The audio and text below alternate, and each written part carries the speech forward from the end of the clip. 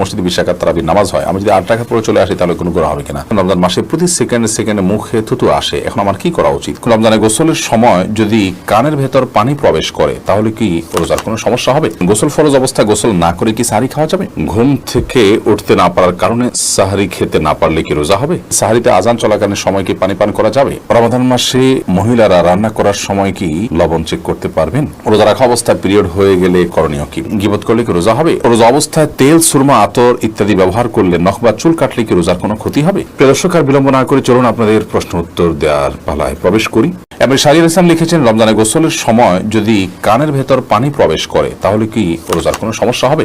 সামান্য পানি যদি কানের ভিতর যায় এবং সেটা যদি আপনি ঝেড়ে ফেলে দিতে পারেন, শেষ যদি আপনার থাকে, তাহলে ইনশাআল্লাহ রোজা হয়ে যাবে, রোজার ক্ষতি হবে না। তানজিনা আপনি লিখেছেন, রোজা রাখা অবস্থায় পিরিয়ড হয়ে গেলে করণীয় কি? পিরিয়ড যদি হয়ে যায় তাহলে ওই দিনের যে সিয়ামটা আছে ওই সিয়ামটা আপনাকে পরবর্তীতে রমজানের পর রেখে দিতে হবে।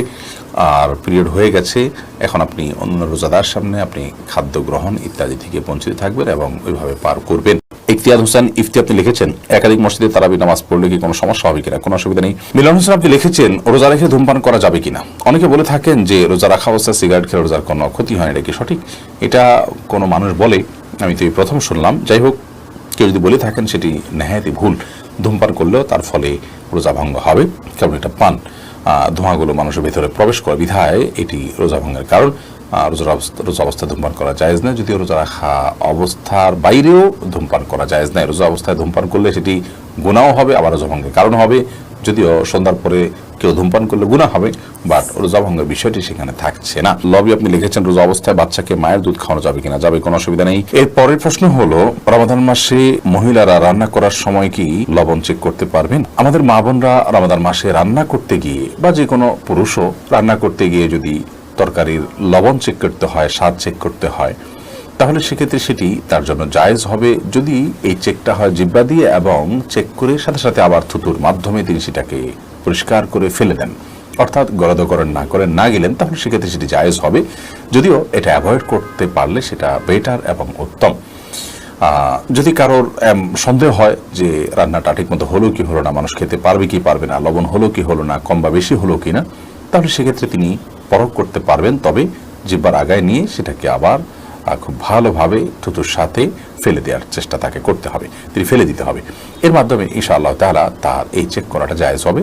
তবে যাদের মোটামুটি অনুমান হয়ে গেছে, আন্দাজ হয়ে গেছে, খুব একটা প্রয়োজন হয় না, তারা এটা অ্যাভয়েড করতে পারলে অবশ্যই বেটার। এবং আলী কদর লিখেছেন, রোজা রেখে ফোনে কথা বলা যাবে কিনা? যাবে। খুব অতিরিক্ত কথা, অপ্রয়োজনীয় কথা বলা রোজার সাথে যায় না, কিন্তু প্রয়োজনীয় কথা তো বলতেই পারেন। এরপরে সাকিব হাসান আপনি লিখেছেন, গোসল ফরজ অবস্থায় গোসল না করে কি সাহরি খাওয়া যাবে? যদি কারোর গোসল ফরজ হয় তাহলে গোসল ফরজ অবস্থায় যদি আপনি সাহরি খেয়ে নেন এই কারণে যে এখন গোসল করতে গেলে সাহরি খাওয়ার সময় আর থাকবে না, অথবা যে কারণেই হোক না কেন যে আমি পরে গোসল করব, তাহলে তার ফলেও সিয়াম হয়ে যাবে, কোনো অসুবিধা নেই।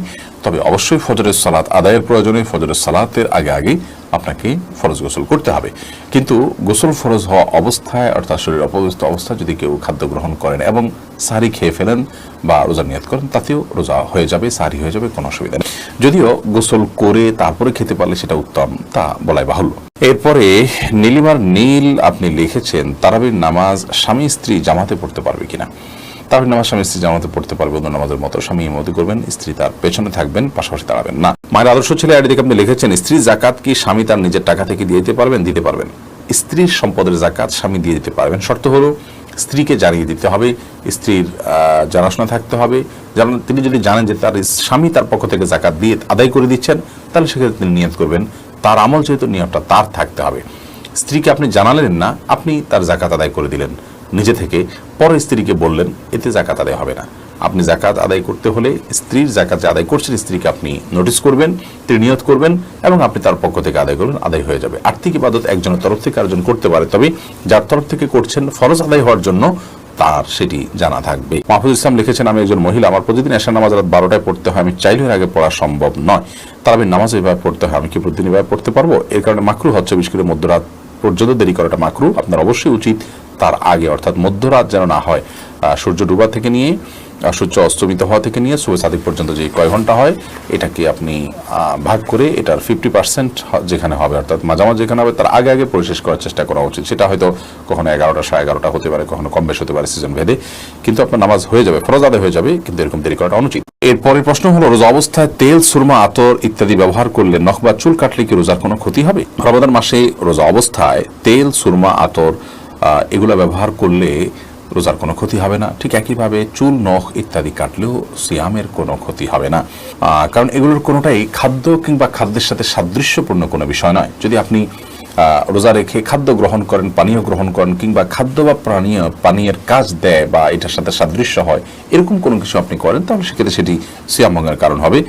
আর রোজা রেখে একজন মানুষ যদি তেল ব্যবহার করেন, সুরমা ব্যবহার করেন, আতর ব্যবহার করেন, কিংবা চল বা নখ কাটেন, তাতে না সেটা খাদ্যের কোনো কাজ দেয়, না পানীয়ের কোনো কাজ দেয়, না তার সাথে কোনো সরাসরি কোনো সম্পৃক্ততা বা সাদৃশ্য আছে। বিধায় এগুলো করলে সিয়াম ভঙ্গ হবে না, রোজা ভঙ্গ হবে না, কোনো অসুবিধা নেই। পারভিন আপনি লিখেছেন, জাকাতের টাকা থেকে কি এতিমখানা দান করা যাবে? যাবে। এতিমখানায় এতিম গরিব বাচ্চা যারা জাকাতের হকদার আছে তাদেরকে জাকাতের টাকা দিতে পারেন, ওই ফান্ডে তাদের খরচ বহন করা হবে। সুলাইমান মাহমুদ আপনি লিখেছেন, সাহারিতে আজান চলাকালীন সময় কি পানি পান করা যাবে? জি না। আজান শুরু হওয়া মানে ফজর ওয়াক্ত শুরু হওয়া, তারপর আপনি খেতে পারবেন না। যদি আজানটা হয় আপনার তাহাজ্জুদের আজান, তাহলে সেক্ষেত্রে খেতে পারেন। এমনি লাবিব তানভীর লিখেছেন, গীবত করলে কি রোজা হবে? রোজার স্ট্রাকচার হয়ে যাবে, অর্থাৎ বাহ্যিকভাবে রোজা হয়ে যাবে, কিন্তু অন্তর্নিহিত যে রোজা সেটি হবে না, অর্থাৎ রোজার প্রাণ ক্ষতিগ্রস্ত হবে, যার কারণে রোজার মান কমে যাবে, কোনো কোনো ক্ষেত্রে রোজা অর্থহীন হয়ে যেতে পারে। এই জন্য রোজা রেখে গীবত করা, অন্যান্য পাপের কাজ করা অনুচিত এবং রোজা বেঁচে থাকা উচিত। চৌধুরী জাকারি আপনি লিখেছেন, আমি ব্যাংকে টাকা রেখে সুদ খাই, আমার রোজা আল্লাহর কাছে গ্রহণযোগ্য হবে কিনা? দেখুন, ব্যাংকে টাকা রেখে কেউ যদি লাভ ভোগ করে এবং সুদ খায়, সেটি গুনাহের কথা এবং হারাম বিষয়। এই হারামে লিপ্ত হওয়া জঘন্য অপরাধ। হারামে লিপ্ত হওয়া মানুষের ইবাদত বন্দেগী, তার দোয়া, এগুলো আল্লাহর কাছে কতটা গ্রহণযোগ্য হবে সেটি প্রশ্ন সাপেক্ষ বিষয়। কিন্তু এর কারণে আপনি রোজা না রাখবেন যে ব্যাপারটা এরকম নয়। রোজা আপনি রাখবেন আর পাশাপাশি হারাম থেকে বেঁচে থাকার আপ্রাণ চেষ্টা করবেন। রোজাতে আপনি রোজা রেখে আপনি পান করছেন না, আহার করছেন না, যৌনতা চর্চা করছেন না, কেন? আল্লাহ তাআলা নিষেধ করেছেন সেই জন্য। তো সে আল্লাহ তাআলা তো আপনাকে সুদ খেতেও নিষেধ করেছেন, সেই নিষেধাজ্ঞাটা আরো মারাত্মক। অতএব সেই বিষয়টি মাথায় রেখে আপনি ওই জায়গা থেকে সরে আসা আপনার চেষ্টা করবেন এবং অবশ্যই পাশাপাশি রোজা রাখবেন আপনি। ভাই মামুনুর রশিদ আপনি লিখেছেন, ঘুম থেকে উঠতে না পারার কারণে সাহরি খেতে না পারলে কি রোজা হবে? সাহরি খাওয়া কি আবশ্যক? যদি রমাদান মাসে কেউ ভোর রাতে সাহরি খেতে ওঠার সুযোগ না পান, এর মধ্যে ফজর ওয়াক্ত হয়ে গেছে, অর্থাৎ সাহরি খাওয়ার কোনো সুযোগই তিনি পেলেন না, তাহলে সেই ক্ষেত্রে তার রোজা হবে কিনা? উত্তর হলো তার রোজা হয়ে যাবে, তার সিয়াম হয়ে যাবে। এবং তিনি যদি কোনো কিছু না খেয়ে থাকেন, না পান করে থাকেন, অর্থাৎ সুবহে সাদিক থেকে নিয়ে, তাহলে সেক্ষেত্রে আলহামদুলিল্লাহ তার রোজা বিশুদ্ধ হয়ে যাবে। সাহরি খাওয়া এটি রমজান মাসে বা রমজানের বাইরে যে কোনো রোজার জন্য ফরজ বা আবশ্যিক কোনো বিষয় নয়। সাহরি খাওয়া এটি সুন্নাহ, সাহরি খাবারের মধ্যে বরকত রয়েছে। কিন্তু কোনো কারণে কেউ সাহরি খেতে পারলেন না, তারপরও তার রোজা হয়ে যাবে, তার সিয়াম হয়ে যাবে ইনশাআল্লাহ তাআলা। তানজিনা লিজা আপনি জানতে চেয়েছেন, রমজান মাসে প্রতি সেকেন্ডে মুখে থুতু আসে, এখন আমার কি করা উচিত? কোনো অসুবিধা নেই। অনেকের খালি পেটে থাকলে থুতু আরো বেশি আসে, আবার ওই থুতুর কথা মনে যত বেশি করবেন তত বেশি আরো থুতু এসছে এটি আপনি জানতে পারবেন, আপনাকে অনেক বেশি পেরেশান করবে। এটি আপনি মাথায় নেওয়ার দরকার নেই। থুতু গিললে রোজার কোনো ক্ষতি হয় না, তবে থুতুকে একসাথ করে ইচ্ছাকৃতভাবে গেলার বদভ্যাস বা বাজে অভ্যাস যদি কারো থাকে সেটা মাকরুহ হবে, তাতেও রোজা ভঙ্গ হবে না। বিধায় এটা নিয়ে অরিড হওয়ার কোনো কারণ নেই। এরপরে ইফতেখার ইমন লিখেছেন, আমাদের মসজিদে 20 রাকাত তারাবির নামাজ হয়, আমি যদি 8 রাকাত পড়ে চলে আসি তাহলে কোনো গুনাহ হবে কিনা? গুনাহ হবে না, কিন্তু নবী করিম সাল্লাল্লাহু আলাইহি ওয়াসাল্লাম বলেছেন, মান কামা মা'আল ইমাম হাত্তা ইয়ানসিরিফা, যে ব্যক্তি ইমামের সঙ্গে নামাজ পড়ে এবং ইমাম যাওয়া পর্যন্ত অপেক্ষা করে, কুতিবা লাহু কিয়ামুল লাইল, তার জন্য রাত জেগে ইবাদতে সওয়াব লেখা হয়। তিরমিজি হাদিসটি বর্ণিত হয়েছে, যার কারণে আপনি এই সওয়াব থেকে বঞ্চিত হবেন, বিশাল বড় সওয়াব থেকে বঞ্চিত হবেন। এজন্য আপনাকে পুরো নামাজ শেষ করে আসা উচিত। 8 রাকাত পড়ে যদি আপনি চলে আসেন, এই সওয়াবটা আপনার হবে না। মাজিদুর রহমান আপনি লিখেছেন, ইনসুলিন বা ইনজেকশন নিলে কি রোজা ভেঙে যায়? ইনসুলিন বা ইনজেকশন নিলে রোজা ভঙ্গ হয় না, বিশেষ করে যে ইনজেকশন আমাদের চামড়ার নিচে বা সামান্য মাংসপেশিতে যায়, যেটা আমাদের পাকস্থলিতে যায় না, খাদ্যের কাজ দেয় না, পানীয়ের কাজ দেয় না, খাদ্য বা পানীয়ের সাথে সাদৃশ্য হয় না, সেরকম ইনজেকশন যেটা শুধুমাত্র আপনার চামড়ার নিচে ইনজেক্ট করা হয় কিংবা আপনার মাংসপেশিতে ইনজেক্ট করা হয় এবং সেটাতে আপনার মেডিসিন থাকে সামান্য পরিমাণে, বা যেখানেই হোক ইনজেক্ট করা হয়, সেটা পাকস্থলিতে অন্তত যায় না। তো এই ইনজেকশন এবং আপনার ইনসুলিন এগুলোর কারণে রোজা ভঙ্গ হবে না, এটাই বিশুদ্ধতর মত এবং সংখ্যাগরিষ্ঠ উলামা ইকরাম, আরব আজম সবারই মত বলতে গেলে।